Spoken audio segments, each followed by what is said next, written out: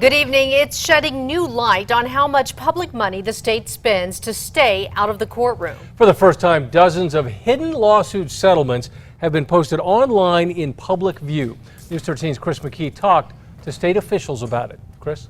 Dean and Jess, yeah, the lawsuit settlements are actually posted on the state's Sunshine Portal website you see right here behind me, and it reveals information like names, dollar amounts, and other details about those lawsuits settled with public money. It is a new transparency measure after Larry Barker exposed a series of hush-hush, high-profile settlements under the former New Mexico governor.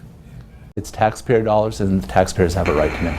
The right to know how much New Mexico government spends in tax dollars to settle lawsuits. It's never been done in New Mexico. Anyone can now look that up online.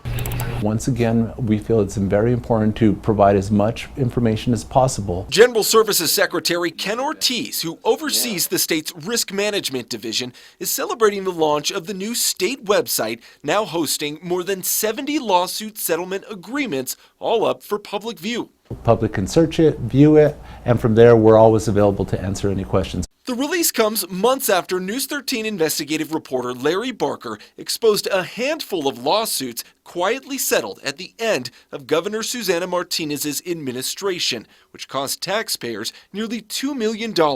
Under this administration, we're really focused on providing as much information to the public. Some of the settlements listed online, $1,500 paid out to an inmate at the Los Lunas Correctional Facility who was kept in jail 4 days past his legal release date. The state paid $625,000 to a family after a 2016 crash involving a cow on a state highway. The state is responsible for fencing livestock off of highways.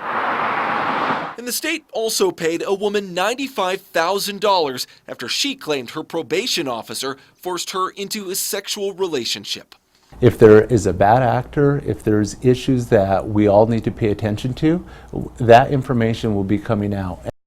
Now, all of the lawsuit settlements posted so far are from cases where the 180-day confidentiality period has expired this year in 2019. The state intends on going back, though, and posting lawsuits that became public from previous years. And we will be posting a link to that website on alwaysonkrqe.com. Back to you. All right, Chris, thank you.